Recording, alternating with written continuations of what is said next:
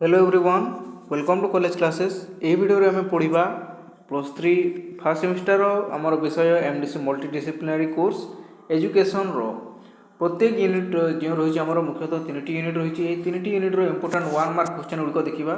प्रत्येक यूनिट रे आम 20टी लेखाएं इंपोर्टाट 1 मार्क क्वेश्चन देखा। यह पढ़ार बहुत संभावना रही, बारंबार रिपीट समस्ते यहाँ देखीदेवे।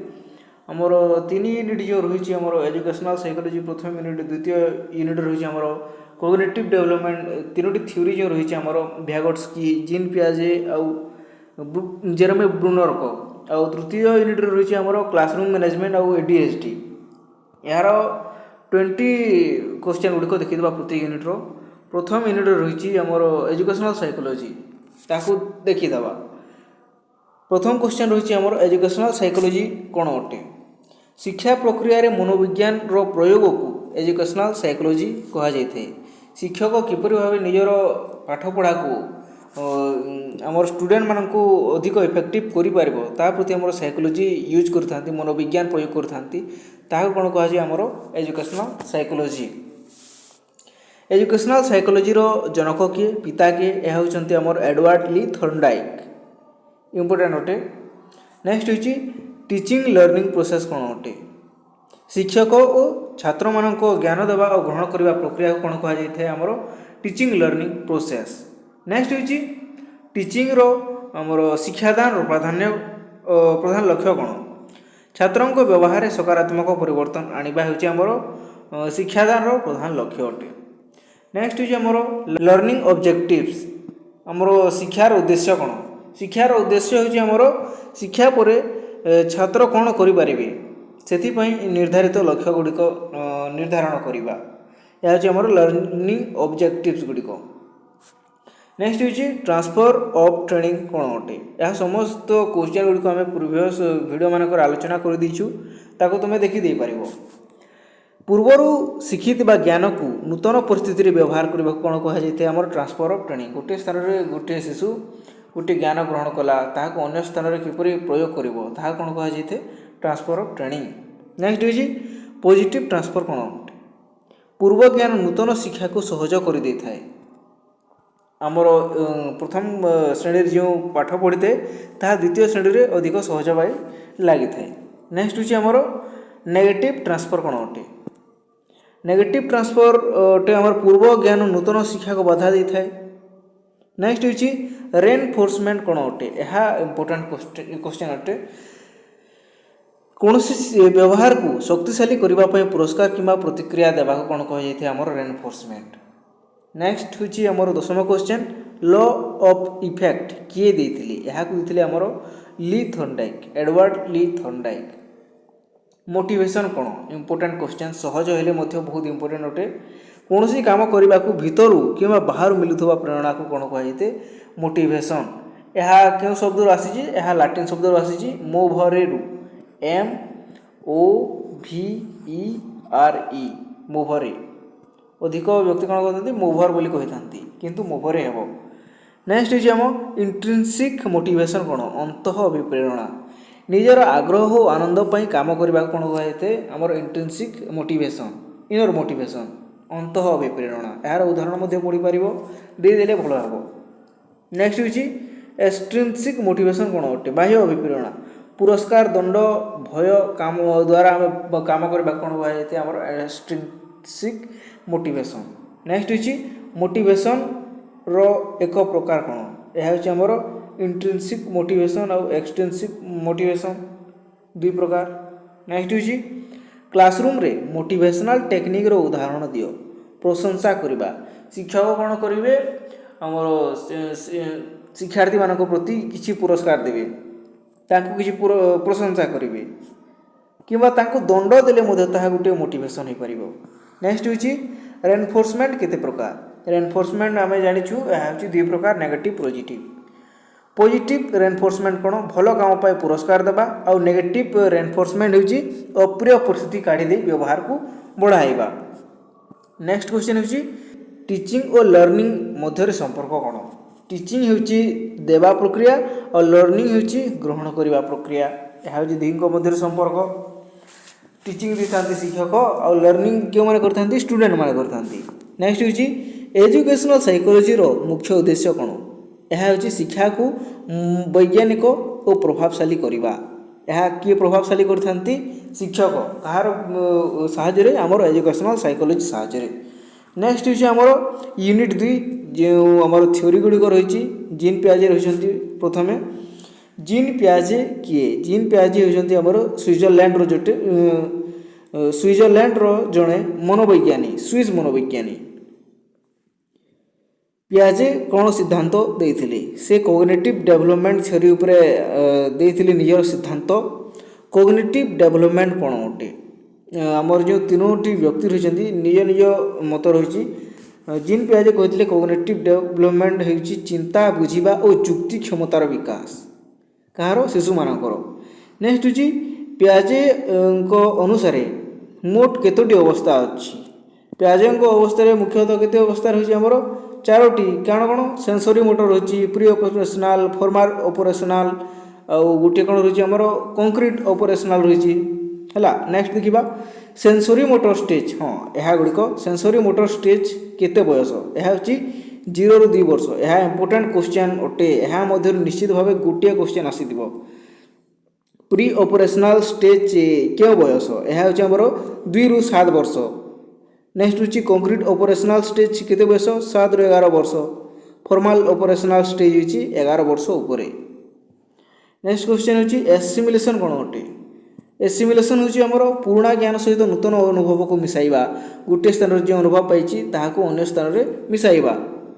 एकोमोडेशन कौन अटे आमर नूतन अनुभव अनुसार चिंताधारा बदलाइबा गोटे स्थान में कौन ज्ञान पाई ताहा अन्य स्थान में भूल हेले नुआ चिंताधारा बदली तार। नेक्स्ट होती आमर जेरेमी ब्रूनर होती जने अमेरिकीय वैज्ञानिक मनोवैज्ञानिक ब्रूनर कौन धारणा देते से देते आमर कोग्निटिव डेवलपमेंट किपरि होची डिस्कवरी लर्निंग थ्योरी आविष्कारमूलक पद्धति डिस्कवरी लर्निंग कौन अटे छात्र निजे खोजी थाए किंतु शिक्षक तांको हेल्प करथांती केवल हेल्प करथांती। नेक्स्ट देखिबा ब्रूनर को अनुसार रिप्रेजेंटेशन केते प्रकार यह हूँ आमर 3 प्रकार कौन देखिबा इनएक्टिव रिप्रेजेंटेशन कौन अटे काम करी शिखिबा आइकॉनिक रिप्रेजेंटेशन कौन चित्र द्वारा शिखिबा और सिंबॉलिक रिप्रेजेंटेशन कौन यह भाषा और संकेत द्वारा बुझिबा यह इंपोर्टेंट हो पारे। नेक्स्ट हूँ लैब भ्यागोट्स्की से रूस रो मनोवैज्ञानिक से तांकर प्रसिद्ध धारणा कौन थिला जोन प्रोक्सिमाल डेवलपमेंट ZPD यह जो गोटे गोटे क्वेश्चन रही ताकू समस्ते देखीदेवे ZPD कौन अटे छात्र निजे करिपारिबा और सहायता करिपारिबा काम मध्य तारतम्य कौन छात्र निजे करिपारिबा और सहायतार करिपारिबा काम मध्य तारतम्य गोटे काम रही से पिलाटी निजे ताहा करिपारिबो और सहायतार करबा मध्य तारतम्य कौन रही से निजर बुद्धि खटाइबो और ताहाकू शिक्षक हेल्प करेंगे यही दुही मध्य कौन संपर्क रही और तारतम्य कौन रही यह किए कही आमर लैब भ्यागोट्स्की यह थिला यूनिट 2। नेक्स्ट देखिबा आमर यूनिट 3 रे कौन रही आमर क्लासरूम मैनेजमेंट आउ आमर ADHD जो रही प्रथम क्वेश्चन टी रही आमर क्लासरूम मैनेजमेंट कौन अटे श्रेणी कक्षर श्रृंखला और शिक्षा परिवेश रक्षा करने को कौन कहुए आमर क्लासरूम मैनेजमेंट यह किए करथांती यहाकू आमर शिक्षक करथांती। नेक्स्ट क्वेश्चन होची क्लासरूम मैनेजमेंट रो प्रधान लक्ष्य कौन अटे शिक्षा पाई उचित परिवेश सृष्टि करवा जो परिवेश द्वारा आमर छात्र मैंने आमर क्लास प्रति इंटरेस्टेड हेबे। नेक्स्ट होची आमर इफेक्टिव टीचिंग कौन इफेक्टिव टीचिंग होची आमर शिक्षा प्रक्रिया छात्र को सफल भाव सिखाई थाए एक भल शिक्षकर गुण एकटी लेख यह हूँ आमर पेशेंस धैर्य रखा अन्य मानक साहाय्य करवा छात्र मानक इत्यादि लिखिपार तुम क्लासरूम रूल्स कहीं दरकार श्रृंखला बजाय रखापी यह बहुत इजी अटे। इनक्लूसिव एनवायरनमेंट कौन अटे समस्त छात्रों को समान सुजोग देइथिबा परिवेश को कौन कहुए आमर इनक्लूसिव एनवायरनमेंट। इनक्लूसिव एजुकेशन रो लक्ष्य कौन अटे आमर इनक्लूसिव एजुकेशन रो लक्ष्य होची समस्त प्रकार छात्रों को साधारण श्रेणी रे शिक्षा देवा इनक्लूसिव रे आमर साधारण पिला माने भी पढ़िबे एठारे ADHD माने भी पढ़िबे थर्ड जेंडर मैंने भी पढ़ी पारे। नेक्स्ट हूँ आमर लर्निंग डिसेबिलिटी कौन अटे शिखिबार विशेष कष्ट थिबा अवस्था को कौन कहुए लर्निंग डिसेबिलिटी। ADHD यह इंपोर्टेंट क्वेश्चन अटे इंपोर्टेंट ADHD रो पूरा नाम कौन यह पूर्व वर्ष मध्य आसीथिला एटेंशन डेफिक्ट हाइपर एक्टिविटी डिसऑर्डर यह इंपोर्टेंट अटे समस्त देखि दियंतु मन रखि थांतु। ADHD थिबा छात्रों को एक लक्षण लेख ध्यान धरी रखिबारे कष्ट होइतांती से माने अधिक एक्टिविटी करथांती कौन से समय मन देबारे तांको किछि प्रॉब्लम फेस करबा को पड़ी थाए। नेक्स्ट हूँ आमर इफेक्टिव टीचिंग लेसन प्लानिंग कौन अटे समस्ते लिखिथिबे लेसन प्लानिंग पाठ पढ़ाइबा पूर्वर योजना तैयारी करबा कौन कहते लेसन प्लानिंग समस्ते लिखिथिबे +2 रे जो माने एजुकेशन नैथिबे। रेनफोर्समेंट क्लासरूम रे काहेकि दरकार भल व्यवहार को बढ़ाइबा पई आमर रेनफोर्समेंट क्लासरूम रे दरकार अटे। पॉजिटिव क्लासरूम क्लाइमेट कौन अटे सहयोगी और सम्मानपूर्ण परिवेश जोठारे समस्ते समस्त को साहाय्य करेंगे शिक्षक जो रही सबू छात्र मानक समान गुरुत्व देवे सम्मान प्रदान करेंगे ताहले परिवेश ठीक रहिबो समस्ते ज्ञान ग्रहण करेंगे। टाइम मैनेजमेंट कहीं दरकार पाठ समय समाप्ति करने टाइम मैनेजमेंट 10टी चैप्टर रही शिक्षक कौन कर गोटे चैप्टर को अधिक गुरुत्व प्रदान कर किंतु टाइम मैनेजमेंट कले से सबू चैप्टर को समान भाव देखिपारे। स्टूडेंट एंगेजमेंट कौन अटे स्टूडेंट एंगेजमेंट होची छात्रों को सक्रिय अंशग्रहण करवा inclusive education and special needs ताको देखिबा। स्पेशल नीड्स चिल्ड्रेन कौन अटे जो माने विशेष सहायता आवश्यक करती से माने होचंती हमर स्पेशल नीड्स चिल्ड्रेन जो विशेष सहायता जो माने नहीं या जो छात्र माने हेबो जो शिशु माने भी हेबो। रेमिडियल टीचिंग कौन अटे दुर्बल छात्रों पाई विशेष शिक्षा रेमिडियल टीचिंग। नेक्स्ट होची इंडिविजुअल डिफरेंस कौन अटे यह सबू विषय रही आमर इंडिविजुअल डिफरेंस प्रत्येक व्यक्ति मानक मध्य पार्थक्य जो रही आमर प्रत्येक छात्रों मध्य जो पार्थक्य रही कौन कहुए इंडिविजुअल डिफरेंस। लास्ट दुईटी क्वेश्चन देखिबा। कोऑपरेटिव लर्निंग कौन अटे दल रे मिसी शिखिबा प्रक्रिया कौन कहुए कोऑपरेटिव लर्निंग। गोटे दल है यही दल है गोटे दल गोटे काम करेंगे अन्य दल अन्य काम करेंगे दुई जो ग्रुप रही निज परस्पर बुझे। क्लासरूम डिसिप्लिन कौन अटे श्रेणी रे नियम और श्रृंखला पालन करने को क्लासरूम डिसिप्लिन कहुए। तो यह आमर 3 यूनिट्र इंपोर्टेंट 1 मार्क क्वेश्चन गुड़िक समस्ते यहाँ देखीदेवे। धन्यवाद।